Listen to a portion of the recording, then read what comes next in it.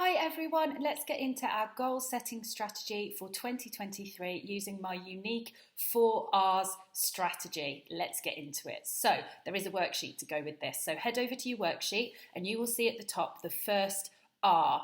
The first R is reflect. I want you to reflect on 2022. Write in there what was good, what was not so good, what do you need to refocus on, what do you need to kind of learn, and what do you need to carry forward into the new year. Once you have done that, you can go to R number 2, which is review. Just review 2022. What is there left to do? What do you want to carry over into the new year? And then there's the 3Ds strategy, which is what do you need to do? What do you need to delegate? And what do you need to delete? Get really kind of into this and be really ruthless, because all of us can get overwhelmed, and if you aren't being realistic at this stage, you're going to take too much forward.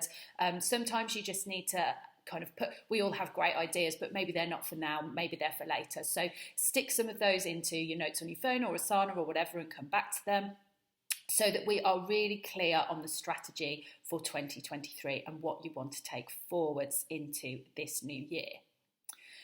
Our number 3 is realign. So once you have reviewed 2022 and you know what you're bringing forward, how do you realign yourself so that you know where you are, what you want to achieve, and what you want to bring in and restart or start afresh in 2023?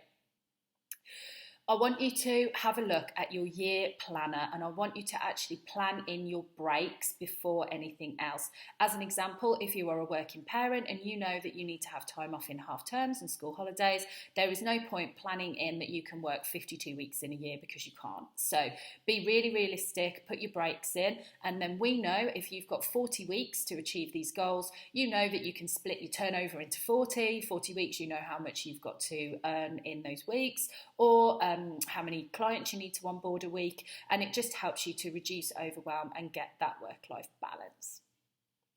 When you have done that, I want you to write down the 4th R, which is really important for small business owners and entrepreneurs. We're so guilty of moving on to the next thing and just carrying on without actually rewarding ourselves. So write down some SMART goals. How will you know that you have achieved these goals? And when you have achieved them, what gift or what reward are you going to give to yourself to give yourself a little bit of a well done? Don't skip that one.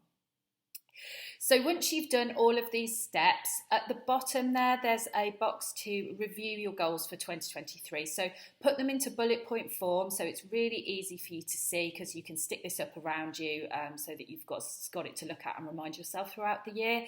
So put your really important goals in there so that you know it's in front of you all the time as a reminder. And then in the bottom section, I've just put a little gap for you to start developing your strategy. So if you need to delegate more, okay, that's great. How do you build your team? How do you look at that kind of talent acquisition for 2023? Is it recruitment? Is it partnerships? What is the strategy here for you to be able to delegate more, to remove yourself from the business? If you need to do more, how do you actually start using technology, automation to reduce that admin, to kind of, I call them the perfect repeatable processes. How do you get those repeatable processes automated so that you're not there physically doing this for yourself? So those are just a couple of examples of where you can start developing your strategy for 2023 and actually building these assets through people or through technology, so that you come out of 2023 a lot more structured than you went in. So for those of you in my membership on mission, and for those of you on my email list, I will be checking in at the beginning of Q2 to see how you're getting on with this. If you don't know what I'm talking about, you can find all of the information to join my mailing list or join my fortnightly group sessions on mission on my website, which is wearelovemondays.co.uk. Thanks and good luck.